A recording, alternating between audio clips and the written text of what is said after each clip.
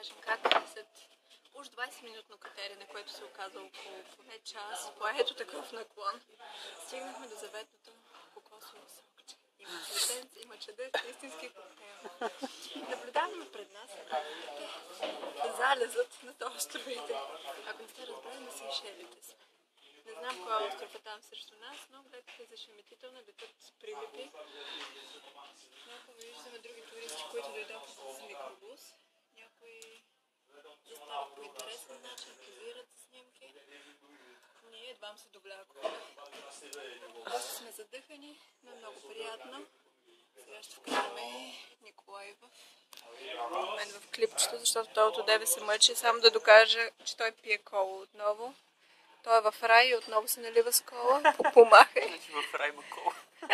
Така и прилепи и кола. И кокосово сокче с чадърче. Не знаем какво друго да ви разкажем. Тук има и малка вазичка с някакви много готини червени работи в нея, които, за съжаление, другия фотоапарат не успява да докара с такъв хубав цвят. Някой си е забравил джапанките от удивление, като е видял за какво става въпрос.